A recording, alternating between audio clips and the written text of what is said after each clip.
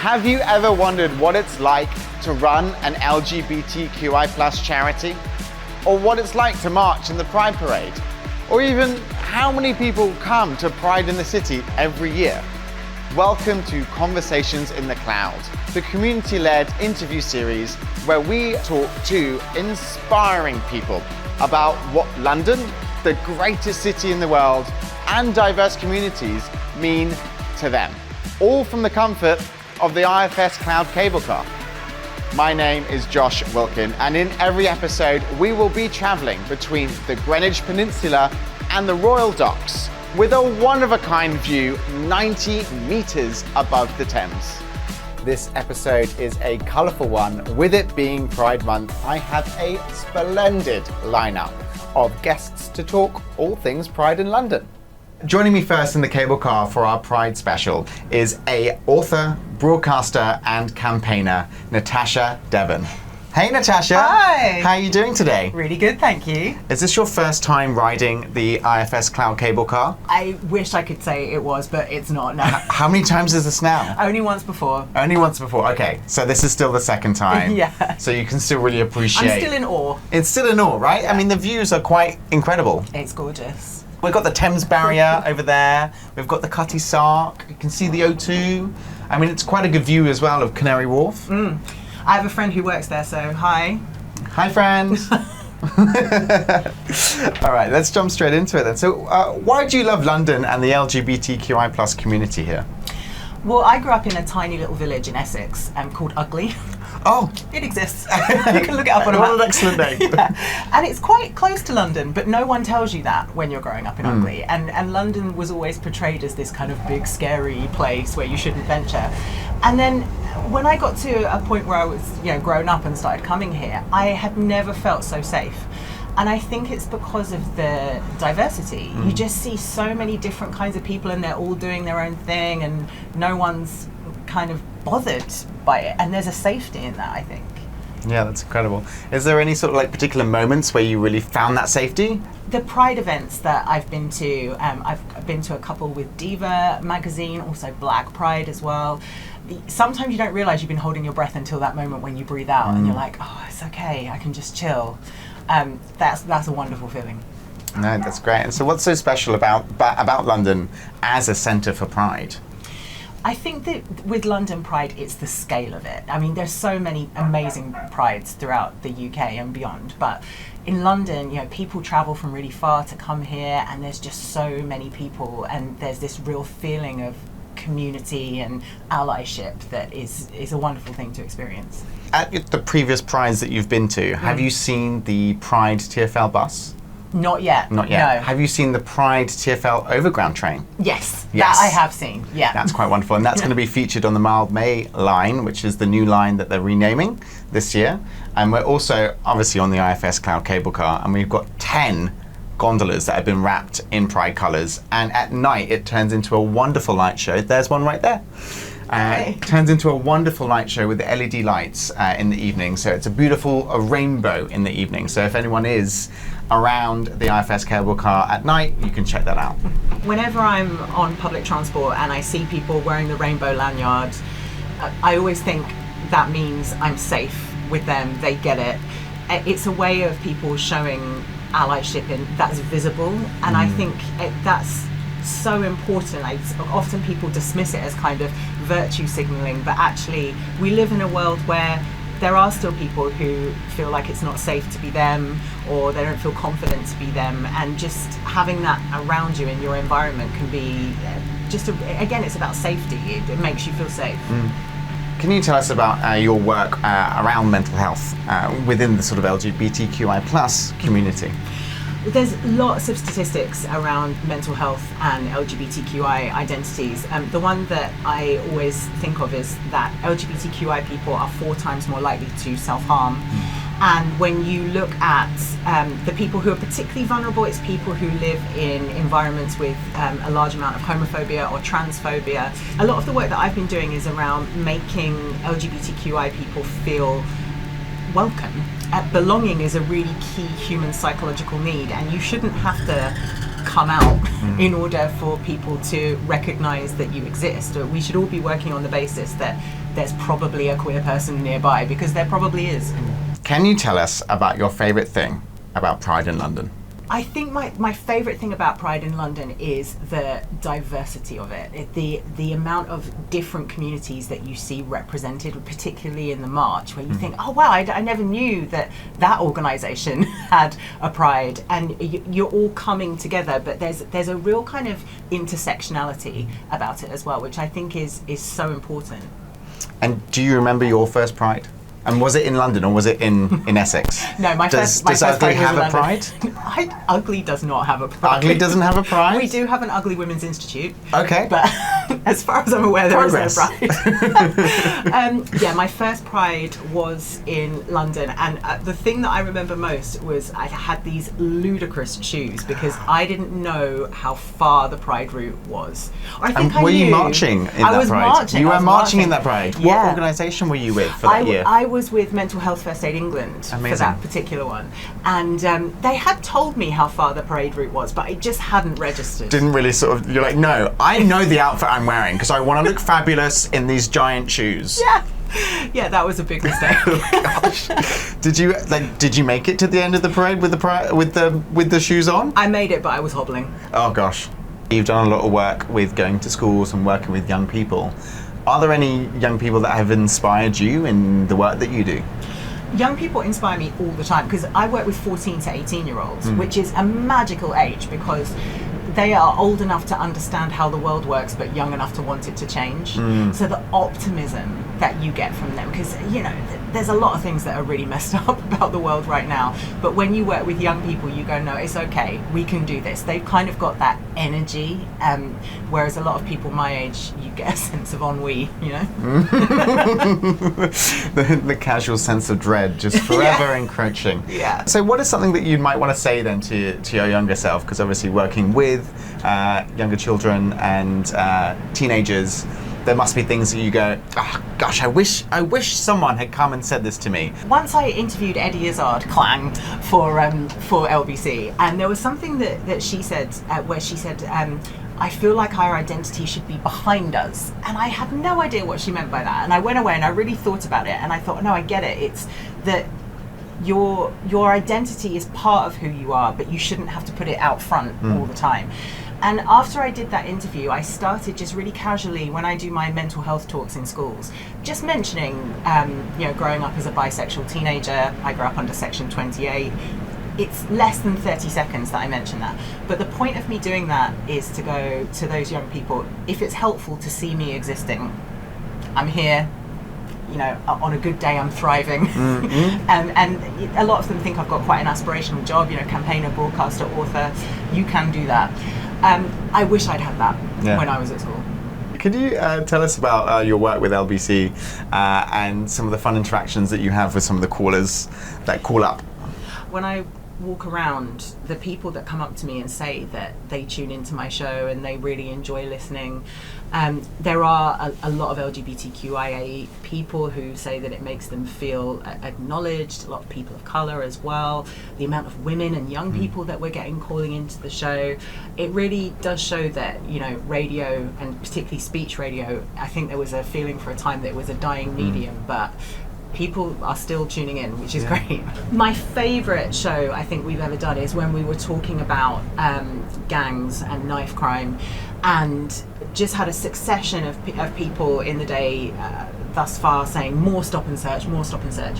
And then for whatever reason, when it got to my show, there were lots of men in their 30s who actually had been in gangs, who were calling in, sharing their experiences and talking about what led them into it in a way that was so relatable, where you'd go, yeah, if I were you, I would have ended up in exactly the same situation, and bringing a kind of humanity to the story and explaining why more stop and search wouldn't necessarily be the answer to that. That's what I love, when you get somebody who has kind of direct experience of what you're talking about. That's incredible.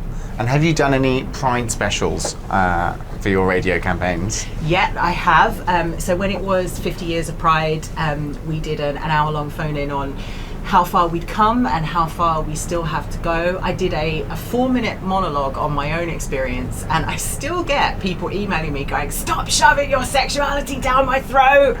I don't care," in all capitals, Wow. which really makes it seem like they care. Yeah, geez, I think they do. Yeah. They took the time to write that email. I'll stop talking about it when they stop emailing. Yeah. That's the deal. That's the deal. Yeah. I think that's a good agreement to make, okay? Did you hear? All right? With a lot of the work that we do, we always want to promote the whole LGBTQI plus community. But is there any element of the community that we feel like we really need to uplift at the moment? I think we have to be focusing on trans people and their experiences at the moment as a minority group, and one of the most vulnerable minority groups as well. They have just been used as a political football by governments all around the world, but I would say particularly here in the UK.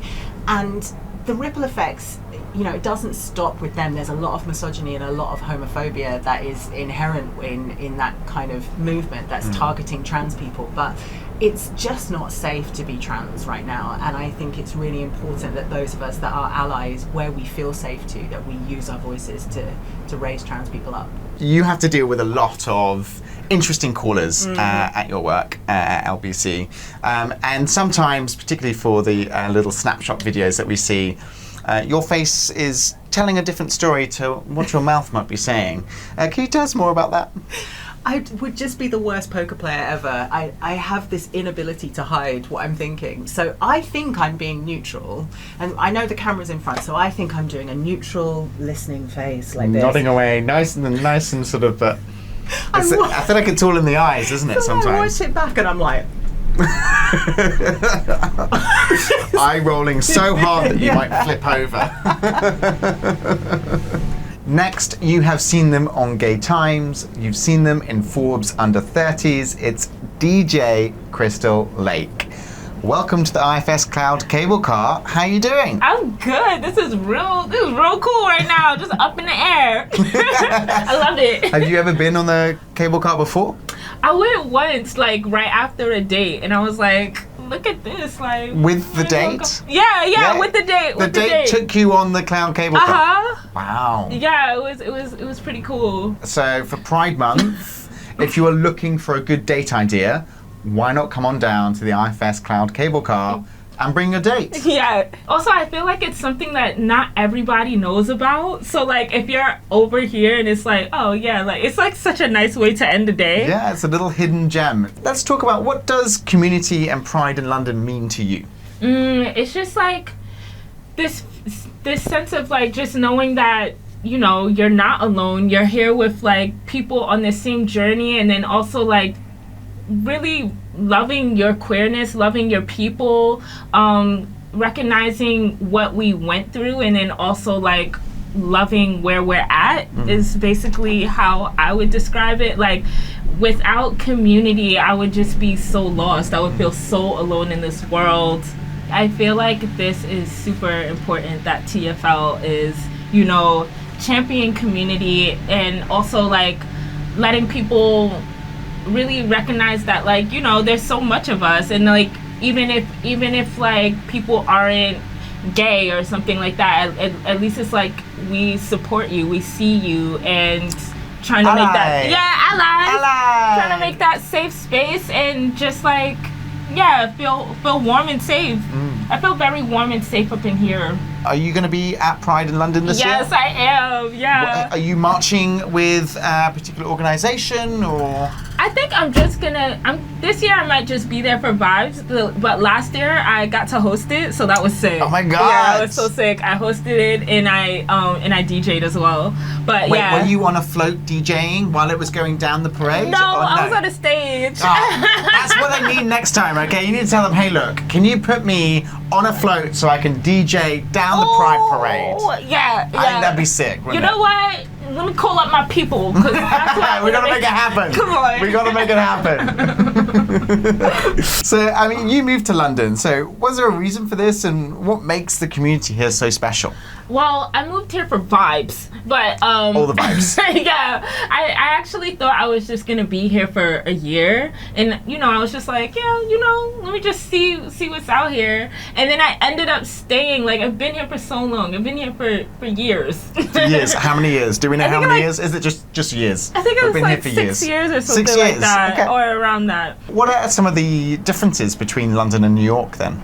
I gotta say, one thing that London has down is transport times, because like Transport times. Shout out to TFL and your transport times. Nah, because like if you're having a night out in New York and it's 10 p.m., the next train is coming like 35 minutes. Yeah, and if you... I mean, I get mad when it's like 10 minutes, you know? If it's 3 I'm mad if minutes. it's 10 minutes. Nah, if it's 4 minutes, I got so spoiled here. Like, if it's 4 minutes, like, I see a train coming in 4 minutes, I'm like, how come it's not 2? I also want to say, like, one thing I also love about London is so many, like, other than just even the queer nights, there's so many queer talks. Like, and it kind of goes back to what you were saying about, like, how important community is.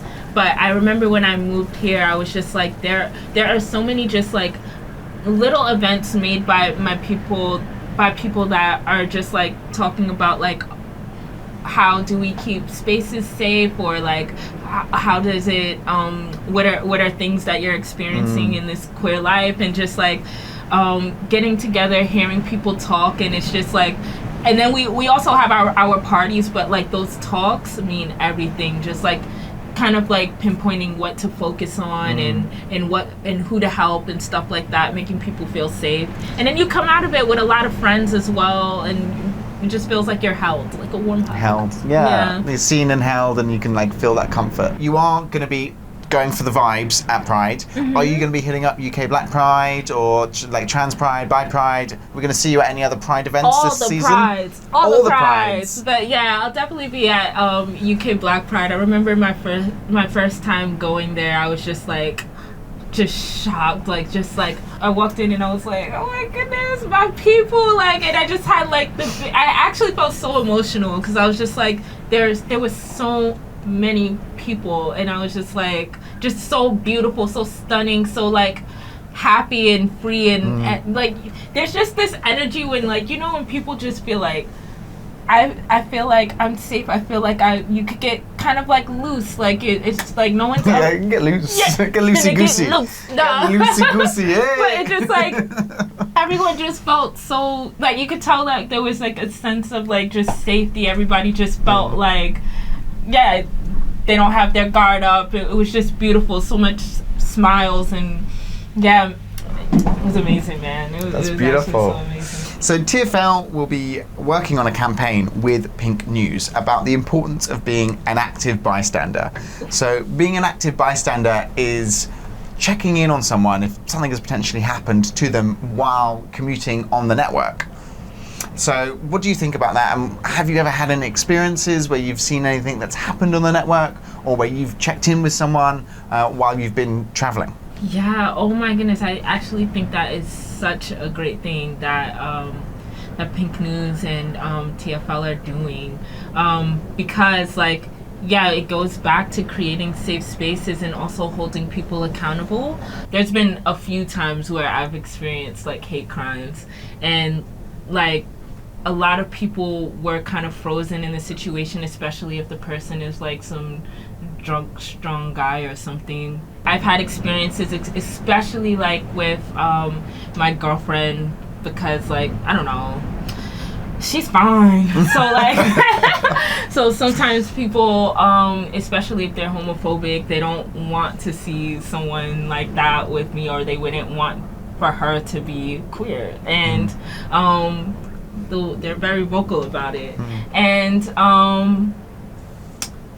or just like just being queer in general, it doesn't even matter. Like just being, if you express any type of like, oh, I'm queer, or I'm like you're kissing someone that's like same sex as you, then it's just like what, like people get like it happens so much. And just knowing that you have like a layer of protection, like even the person who is getting attacked can go to someone, I think it's like very important, because it's annoying when you feel like, oh, this person just got away with this, and it's signaling to other people like, you could get away with it too. And in return, it just makes a more homophobic space. But something like that makes a more accepting space. So. Yeah, absolutely. And being able to take note of, where it happened, what time it's happened, and then report it to the authorities, so then they can go back over CCTV and hold those people accountable. Definitely. So even if you aren't able to intervene, because we don't want anyone to put themselves in danger, you can be able to take note of where it's happened, when it's happened, and pass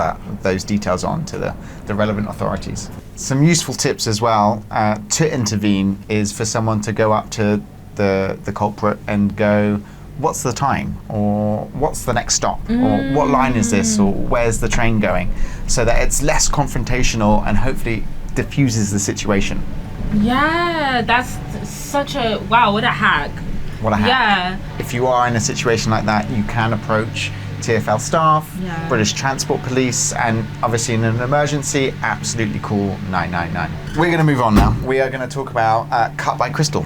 So I'd love to hear a bit more about Cut by Crystal and what you hope your own impact is on the London community with that project. Yeah, so basically this was my form of like a kind of like a production company, but also like including me talking about important issues, important things that people should just know.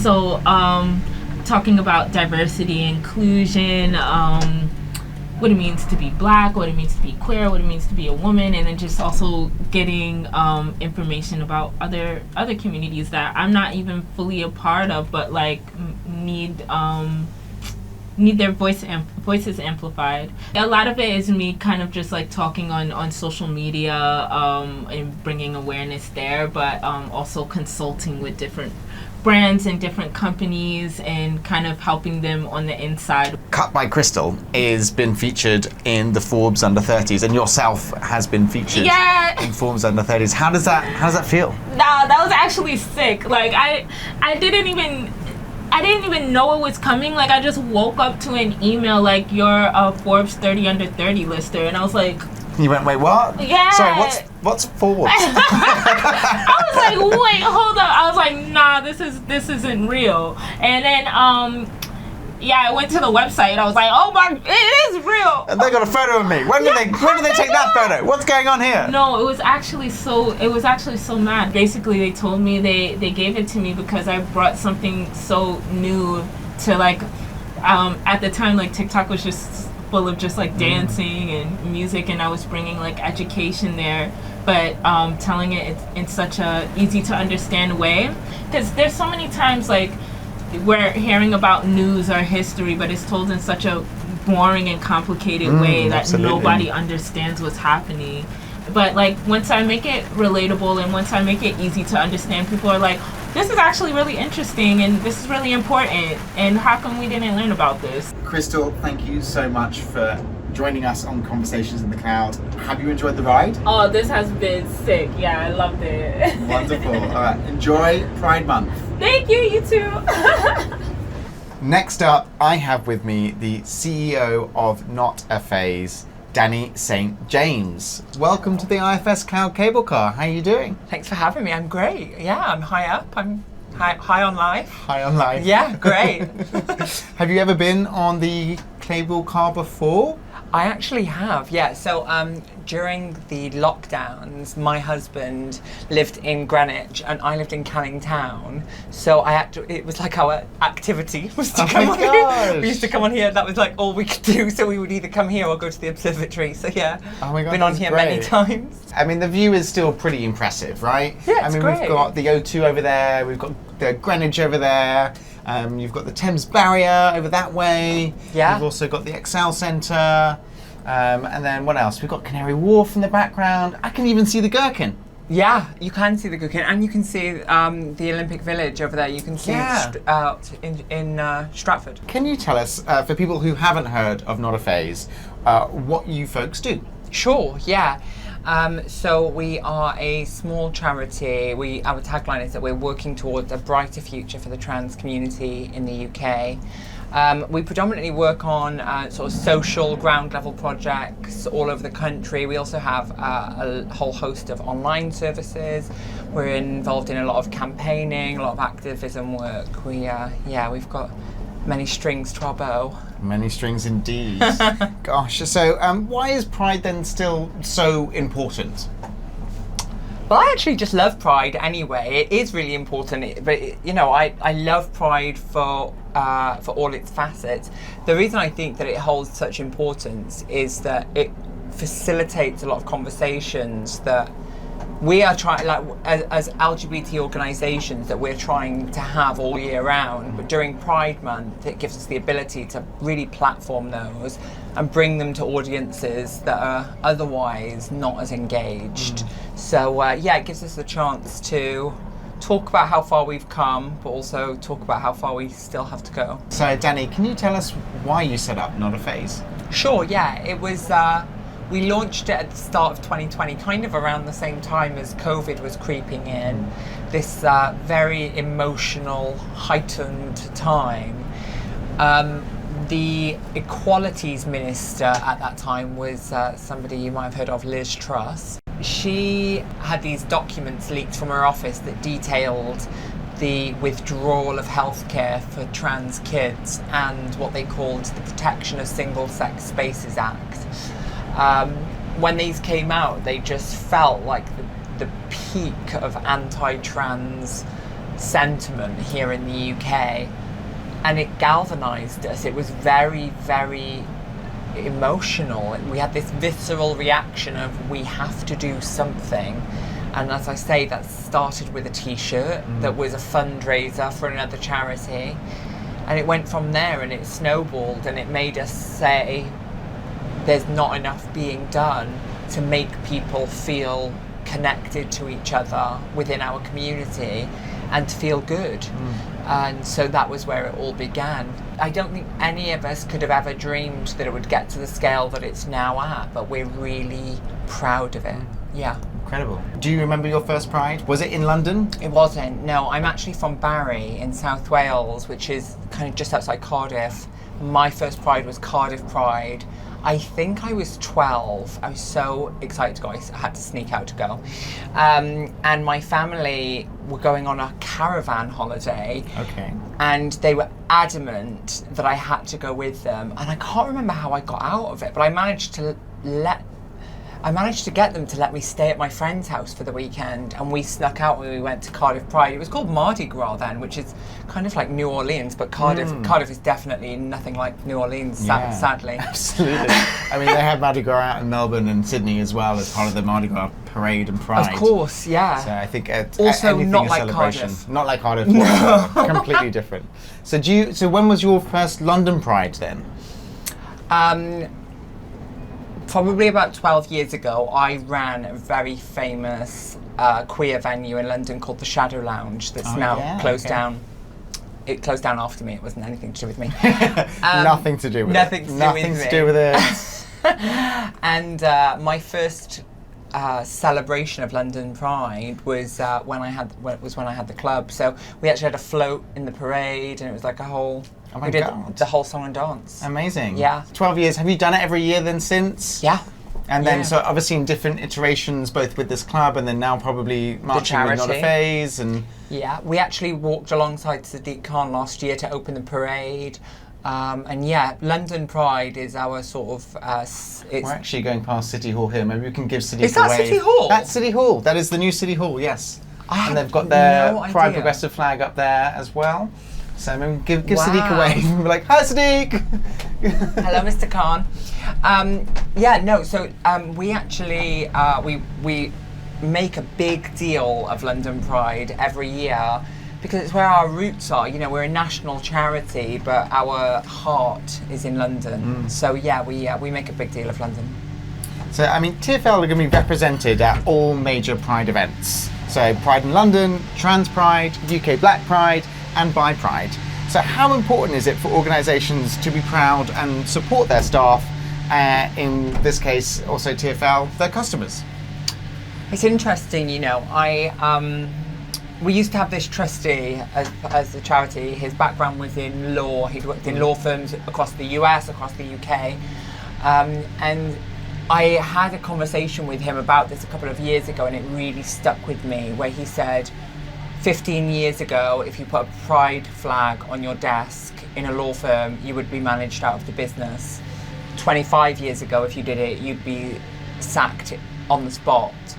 And he's like, the reason that it's so important to recognise the importance of pride in the workplace is to also show how far we've come. I think there's a lot of talk around like rainbow washing and overdoing it, but I actually think it's amazing. I think it's really cool to show up for your staff and let people come to work as their whole selves, and customers also. Yeah, it's really important. So what kind of work do you do out in the community, and where are people likely to spot you? I know that you were recently at Mighty Hoopla this year. Yeah. Well, I mean, we do loads of different work in the communities. As I say, ground level stuff. We have Misfits, which is our fitness, wellness, self-defense program that runs all over the country. We run peer support groups. We have various different health and support services all over London and all over the UK. In terms of where you can find us throughout the summer, especially, Mighty Hoopla is a huge one for us, as you say. And then we're around for all of the Pride celebrations. Yeah, we're out and about. You can't miss us. I think it's safe to say that your organisation is a bit different in terms of when you look at other charities. So are there any other different approaches that you've brought into Not a Phase? I'm glad that you noticed that, actually. I'm glad that you noticed that we're different. First of all, I think that we're obviously much cooler. Absolutely. Absolutely. Without a shadow of a doubt. Totally. What is it that I think sets us apart from other charities? I think it's a very intentional decision to stay optimistic, even in the face of adversity. We're currently undergoing, like, arguably one of the toughest times to be visibly trans in the UK. And it would have been very easy for us to slip into a defensive mindset and start arguing with the people who oppose us. But our main act of defiance, I would say, is our optimism and our hope for a brighter future. So, Danny, can you tell us about what Misfits is and why it's so important? Sure, yeah. I'd say Misfits is like one of our key initiatives now. It actually stemmed from when we launched. We did all of these extensive community surveys where we asked people all over the country, what do you need the most from a trans charity at the moment? And alarmingly, the number one response we got back was self-defense. Now, we felt a duty of care to repackage the idea of what self-defense is as a confidence building workshop, and Misfits was born through that. We also got some feedback that health, fitness felt very gendered and very barriered to our community, and so we developed a program that encompassed fitness, wellness, self-defense, all in one, like a one-stop shop. It originally launched in Tower Hill with 12 people in a fitness studio, and now it's run 57 times a month, 9 locations. Yeah. 9 locations in London, or throughout the whole of the UK? 2 in London, but the rest throughout the whole of the country. That's incredible. And we've got over 1,600 monthly service users just of Misfits alone, and it's become this like beautiful community of people that just get together and get sweaty for an hour and kind of forget how awful things are. It's really lovely. Have you done some of the self-defense classes yourself? Not the self-defense ones myself. No, I've done a lot of the fitness ones. So I love them. We actually run it here in London at a place called One Rebel, and they have really cool fitness classes, and they do spin and fitness. It's all sorts of things. And has it been like working with particular gyms here in London? Have they been really responsive by the work that you're doing? Yeah. We've worked with a couple of different chains over the sort of like 4.5 years. We actually run it in partnership with Nike, and what that's given us the ability to do is to platform the conversation of why we do it. And so I hope that it's sort of created some sense of long-term change within that industry as well, especially in London. Yeah, absolutely. Something that I'd like to talk about as well that I saw. Okay. That you folks were working with the skating charity and working with, I think it was Milo. Oh my God, I love him. And yeah, so I came up on my feed. I play roller derby myself, so I'm a big fan of skates and anything skating. Okay. And so I'd love to just talk to you about how that initiative came about and being able to work with a safe space for trans folks in the wider athletic space. Sure, yeah. I mean, Milo is an example of how Misfits has extended its network. So we work in collaboration with Milo and trans skaters to facilitate free skating workshops in West London. I think it's twice a month. But as I say, that's one example of it. We also have people that rent out leisure centres all over the country and put on swimming classes where you can go and swim no matter what surgery stage you're at, if any.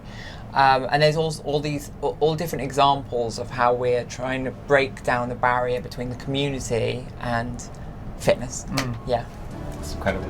Well, Danny, thank you so much for joining us in the IFS Cloud Cable Car. Have you had a good time? Thanks for having me. I love it. Pride's important to IFS because we focus very much on diversity and inclusion, both in our own businesses and with our customers. We need to foster the diversity of thought in our business so that we can align with our customers better.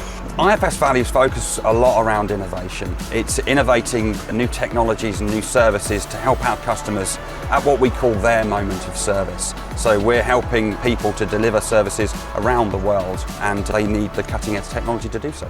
We get involved at IFS in Pride events. We have internal groups, social media groups. We also work with a lot of customers who are also attending these Pride events and making sure that there's a lot of visibility. At IFS, you'll see the cable cars wrapped in Pride colours. Be like IFS, be proud, talk about it, shout about it. Thanks for joining this month's episode of Conversations in the Cloud. And a reminder, do send TfL any photos of your wonderful Pride outfits. And if you're traveling on the network to the Pride Parade, make sure you tag TfL. On Instagram, it's Transport for London. On X and TikTok, it's TfL. I'm Josh Wilkin, and thank you for joining us.